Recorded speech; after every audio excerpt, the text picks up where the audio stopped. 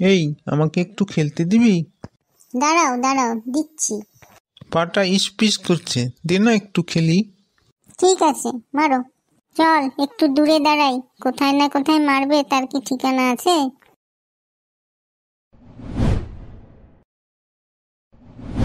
বাবা রে, কি হলো ব্যাপারটা?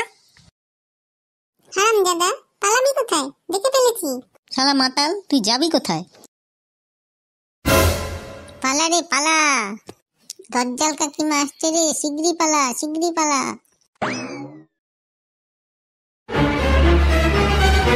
এই হারামজাদা মাতাল, দাঁড়া দেখি। খবরদার, মাতাল বলবা না। যা খেয়েছি নিজের পয়সায় খেয়েছি, তোমার মতো অন্যের ঘাড় ভেঙে খাই না। মালকে ঘুরে বেড়াবি, মাতাল কথাকার। তোকে মাতাল বলবো না তো সাধু বলবো? সাবধান, মুখ খুলিও না, তোমার মতো ব্যাটপারি করে বেড়াই না। মিষ্টি খাচ্ছিলাম, মিষ্টিটা ফেলে দিলি, আবার বড় বড় কথা বলছিস। যাও, আরেকজনের ঘাড় ভেঙে খেয়ে নাও।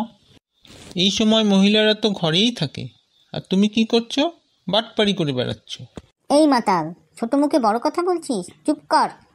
তোর মতো মাতালের কাছ থেকে আমি জ্ঞান শুনবো? মাতাল বলেই তো তোমার সামনে দাঁড়িয়ে কথা বলার সাহস পাচ্ছি। তোমাকে তো সবাই দারোগা বলেই চেনে।